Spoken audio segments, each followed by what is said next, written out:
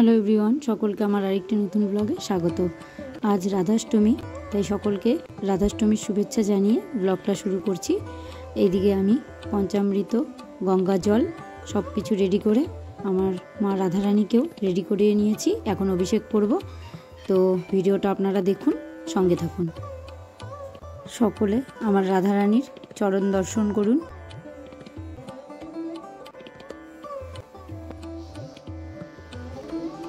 কদিন থেকে মায়ের জ্বর, তার জন্য শরীর ভালো না, তাও মা রাধাষ্টমীর উপোস করেছে।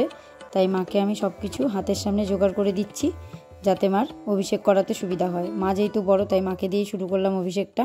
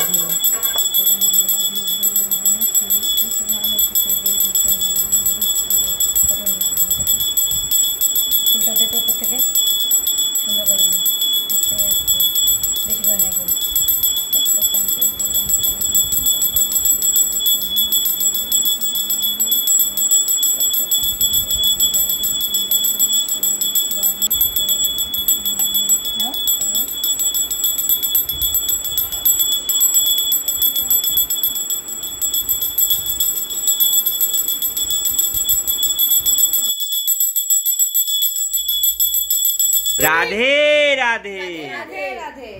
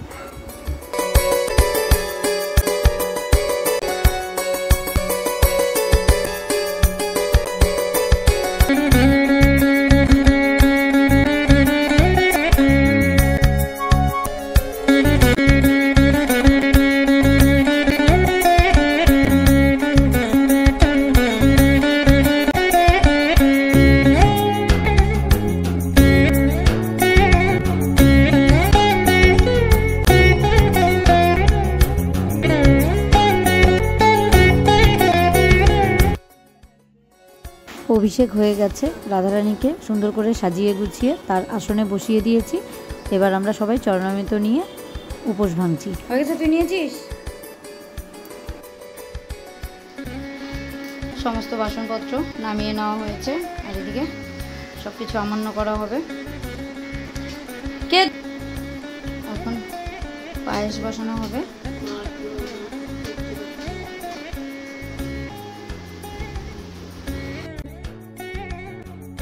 ভোগের জন্য রান্না করে সমস্ত কিছু তারপর ঠাকুরকে ভোগ দেওয়া হবে।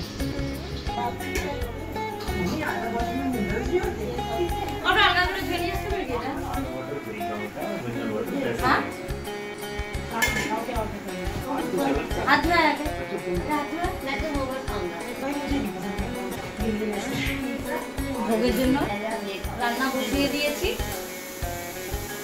এদিকে এক হাঁড়িতে অন্ন আর এক হাঁড়িতে পরমান্ন, দুটোই বসে গেছে।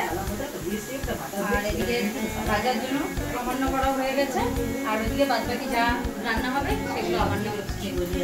আজকে রাধারানী তো কচুর প্রিয়, তা কচুরমুখী এনেছে, তা কচুরমুখী দিয়েই দুই রকমের পদ করে দেবো ভেবেছি। দুই রকমের মধ্যে একটা ভাজা আর একটা কচুরমুখী মিষ্টি কুমড়া আর হচ্ছে আলু দিয়ে একটা ভাজা ভাজা করে দেবো, আর পনিরের তরকারি হবে।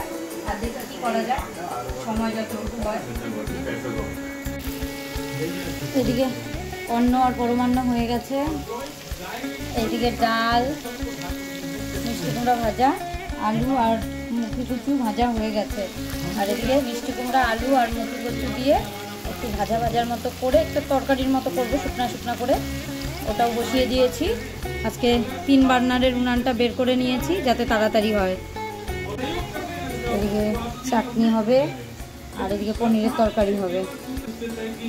আজকে সব কিছু থেতো করে করব, আর টমেটো আমান্য করে নেওয়া হয়েছে। আজকে আর মিক্সিতে পেস্ট করে কোনো কিছু করব না। 3টে উনুন জ্বালানো হয়েছে দেখে তাড়াতাড়ি হয়ে যাবে। রান্নাবান্না প্রায় সবই হয়ে গেছে, এখন শুধু ডালটা সোমবার দেবো, আর এদিকে পনিরের তরকারিটা হলেই হয়ে যায়। আর ওদিকে দই মিষ্টি এনে রেখেছে অগ্র পাপা। তাহলে আমি ডালটা সোমবার দিয়ে রান্নাটা কমপ্লিট করি, আর তারপরে দেখাচ্ছি আজকে ভোগের জন্য কি কি রান্না হয়েছে রাধারানীর জন্য। সব রান্না বান্না হয়ে গেছে। এবার এই যে এই কড়াইতেও একটা তরকারি আছে, রাখার জায়গা পেলাম না। ঠাকুরের খুব একটা বাসন আমার বাইরে বের করা থাকে না, তা কালকে অপর পাপা বলেছিল গামলা বের করতে, তা বের করিনি, কড়াইতেই ঢেকে রাখলাম। এখন এই গ্যাসটা পরিষ্কার করে সামনেটা একটু পরিষ্কার করব, পরিষ্কার করে ঠাকুরকে ভোগ লাগাবো।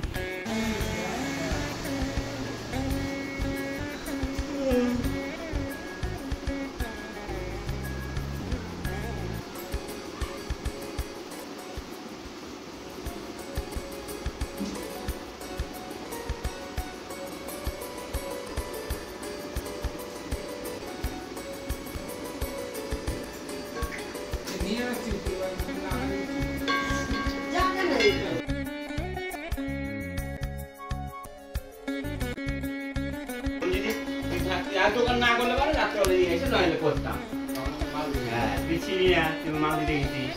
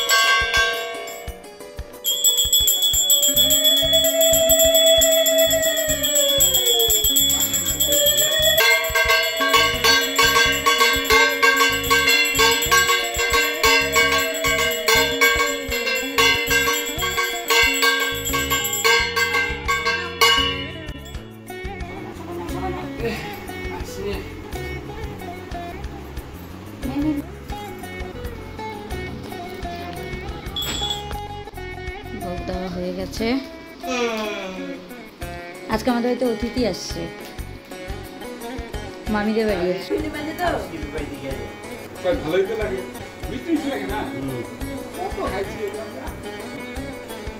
এদিকে সবাই প্রসাদ খেতে বসেছে।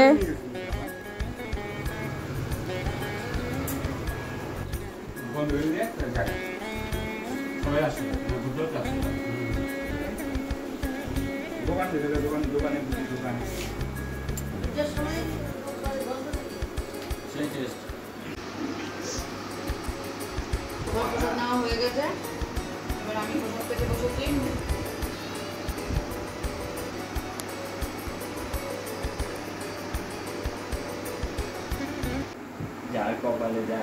তৈরি হয়ে নিয়েছি, সবাই মিলে যাব ইস্কন মন্দির।